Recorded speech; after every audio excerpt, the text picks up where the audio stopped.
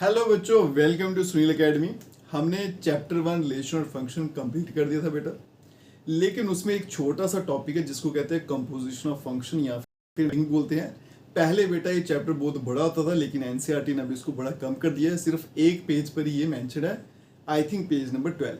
लेकिन इंपॉर्टेंट बड़ा टॉपिक है बेटा, और ये एग्जाम में पूछा भी जाता है। अगर आप वीडियो देखते लाइक जरूर करिएगा, चैनल को लाइक सब्सक्राइब शेयर कमेंट जरूर करें। तो आज की वीडियो में बेटा सबसे पहले समझेंगे मैपिंग होती क्या है, फिर इसको सॉल्व कैसे करते हैं, फिर इनवर्टिबल फंक्शन क्या होते हैं, फिर उस पर बेस्ड एक क्वेश्चन आपकी बुक में है उसको भी सॉल्व करेंगे। तो सबसे पहले देखो बेटा, टॉपिक का नाम है कंपोजिशन ऑफ फंक्शन, इसको हम मैपिंग भी कहते हैं। ठीक है, तो यहाँ लिख देता हूँ बेटा मैपिंग। मैपिंग का सीधा सीधा मतलब है दो फंक्शंस को जोड़ना। अब उसके लिए कोई ना कोई रूल होगा बेटा, क्योंकि मैथ है ये तो चलता ही रूल्स के ऊपर है। तो वो रूल क्या है वो पढ़ेंगे, फिर देखेंगे जोड़ भी सकते हैं नहीं।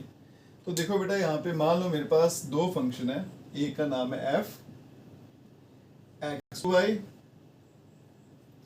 दूसरा ले लेते हैं जी, और ये आ गया वाई से जेड। ठीक है जी।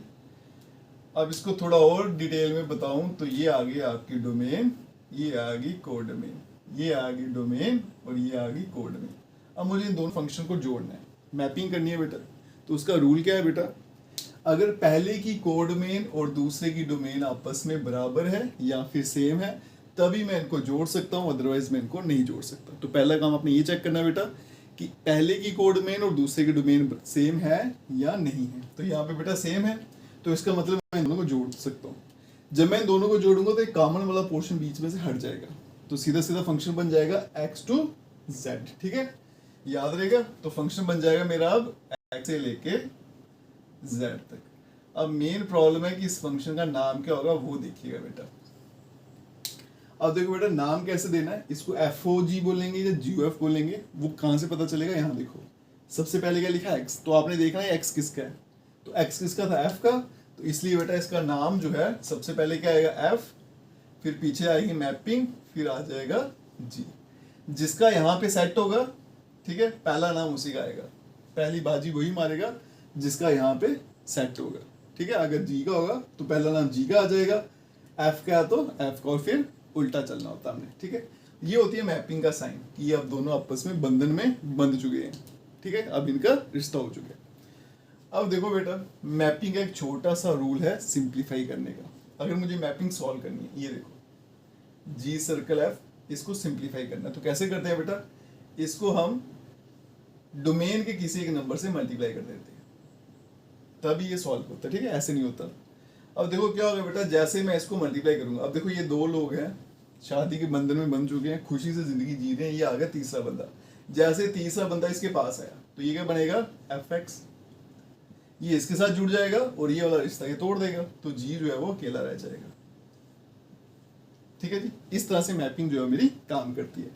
फिर बताता हूँ बेटा, जैसे एक्स इसके साथ जुड़ेगा तो ये इसके साथ अपना रिश्ता तोड़ देता है, और जैसे ही बेटा उल्टा चलूं, अगर एक्स यहां से बाहर निकल जाएगा, एफ की जिंदगी से अगर एक्स बाहर निकल जाएगा तो ये जो एफ है दोबारा से अपना रिश्ता जी के साथ बना लेगा। तो याद रखिएगा बेटा, मैपिंग कैसे चलती है, जैसे एक्स मल्टीप्लाई होगा एफ के साथ मैपिंग खत्म हो जाएगी, जैसे बाहर निकलेगा मैपिंग वापस से आ जाएगी। बस एक छोटा सा रूल है मैपिंग को सॉल्व करने का। ठीक है जी। अब इसके ऊपर बेस्ड कुछ क्वेश्चन है वो करते हैं, फिर चलते हैं इनवर्टिबल फंक्शन पे। चलते हैं बच्चों, एक क्वेश्चन सॉल्व करते हैं, मैपिंग पर बेस्ड है और ये आपके एनसीईआरटी की एग्जांपल है।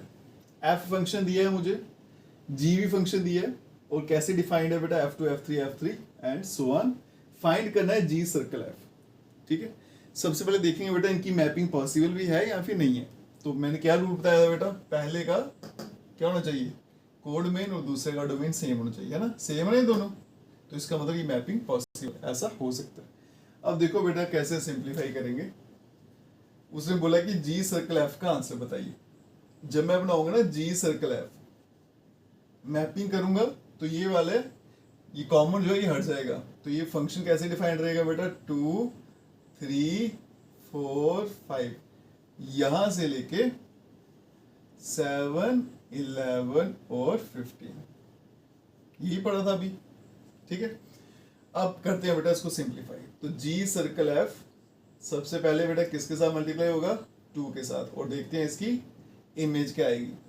2 जैसे इसका मल्टीप्लाई होगा तो ये जी के साथ रिश्ता तोड़ देगा, तो ये बन जाएगा बेटा एफ ऑफ 2। और एफ ऑफ 2 का जो आंसर है यहाँ देखो कहीं, एफ ऑफ 2 का आंसर क्या है 3, तो यहाँ बनेगा जी ऑफ 3। और G3 का आंसर कितना बेटा 7। ठीक है जी, तो इसका मतलब 2 का पेयर किसके साथ बनेगा 7 के साथ। फिर आएगा G circle F, next element करेंगे मल्टीप्लाई, क्या आएगा 3, तो बनेगा G of F of 3। F3 का आंसर कितना बेटा 4, बन गया G4। और G4 का आंसर भी क्या है 7। नेक्स्ट चलेंगे G सर्कल F 2 3, फिर क्या आ गया 4 आ गया, तो ये बनेगा G F ऑफ 4। और F4 का आंसर कितना है 5, तो बनेगा G ऑफ 5। और G5 का आंसर है 11। फिर आगे बेटा G सर्कल F और लास्ट एलिमेंट मल्टीप्लाई करेंगे, वो क्या है 5, तो बनेगा बेटा G और यहाँ पे F ऑफ 5। और F5 का आंसर यहाँ देखो बेटा कितना है वो 5, तो बन गया G5। और G5 जो है वो कितना है 11 के बराबर। ठीक है, तो कुल मिला के आपका जो G सर्कल F है वो हमने डिफाइन कर दिया बेटा। 2 का पेयर किसके साथ बन रहा है उसका, यहाँ पे लिख देता हूँ G circle F equals to 2 का पेयर 7 के साथ बना। नेक्स्ट क्या था 3, उसका पेयर 7 के साथ, 4 का पेयर 11 के साथ, और 5 का पेयर भी 11 के साथ। तो G सर्कल F की वैल्यू फाइंड करनी थी, वो हमने कर दी। कहीं बड़ा आसान सा काम था। चलते हैं बेटा एक और क्वेश्चन पे। चलते हैं बच्चों नेक्स्ट एग्जांपल पर, example number 60। G circle F और F सर्कल G मुझे फाइंड करना है। R और G मुझे दे रखे होते हैं, R2R डोमेन कोड में सब बराबर है। Fx कैसे डिफाइंड है, Fx, Gx कैसे डिफाइंड है 3x²। और ये पता लगाना कि G सर्कल F और F सर्कल G आपस में बराबर नहीं है। ठीक है, तो बेटा मैपिंग तो हो जाएगी, ये है ही R2R दोनों सेम ही है। तो सबसे पहले चलते हैं बेटा G सर्कल F पे। ठीक है जी, तो बताया था बेटा कैसे सॉल्व करना है, x से मल्टीप्लाई करेंगे, तो लिख लेना वहां पे x भी an arbitrary element of domain, तो ये बनेगा G और साथ में आएगा Fx। Fx का आंसर क्या है cos x, तो बन गया G cos x।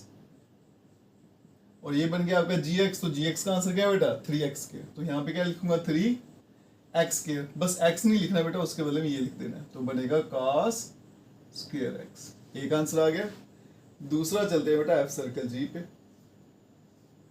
करते हैं x से मल्टीप्लाई, तो बनेगा f G of x। gx का आंसर देखो क्या बेटा 3x², तो यहाँ बनेगा 3x का स्क्वायर। अब ये बन गया fx, तो fx का आंसर क्या है cos x है ना, तो लेकिन x नहीं उतारना, उसके बदले में ये ब्रैकेट वाला, तो बनेगा cos 3x²। तो ये एंगल में आ गया बेटा, उसके एंगल में x है, यहाँ पे क्या है 3x² है, वैसे भी बराबर नहीं है। ठीक है, तो इसका मतलब f circle G is not equals to G circle F। और ये मुझे पूछा गया था, पहले दोनों की वैल्यू फाइंड करो, कर दी, और फिर बताओ ये दोनों बराबर नहीं है, बराबर नहीं है। ठीक है, अब चलते हैं बेटा नेक्स्ट टॉपिक है जिसका नाम है इन्वर्टिबल फंक्शन। बड़ा इंपॉर्टेंट टॉपिक है। ठीक है,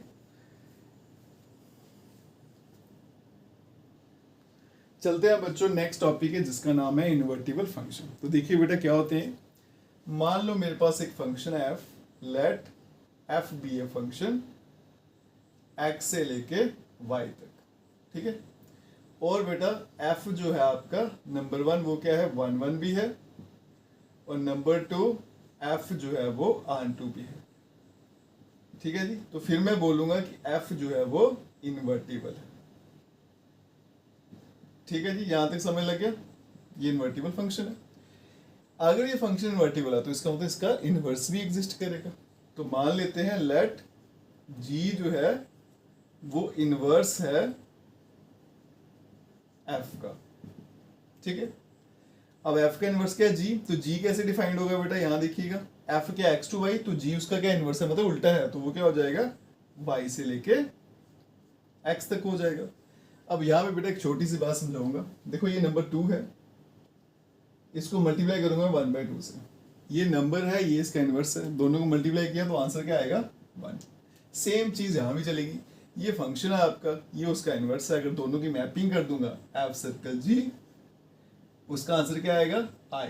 यहाँ पे 1 को आई बोला जाता है। यहाँ फिर जी सर्कल एफ करूंगा, जैसे मर्जी होगा, 1/2 इंटू 2 करो, 2 इंटू 1/2, आंसर 1 ही आ रहा है, तो जैसे मर्जी जोड़ो, एफ सर्कल जी या जी सर्कल एफ, तो आंसर हमेशा क्या आएगा, आई आएगा। ठीक है, अब इतना सा ही बेटा दिया हुआ भी आपकी बुक में, और इस पे बेसिक एग्जांपल भी है, आप उसको सॉल्व करते हैं। चलिए बच्चों चलते हैं एग्जांपल पे, एग्जांपल नंबर 17। एक ही एग्जांपल है बेटा इन्वर्टिबल फंक्शन। फंक्शन दिया एफ एन टू बाई, एक फंक्शन है, कैसे डिफाइंड है, F X equal to 4x+3।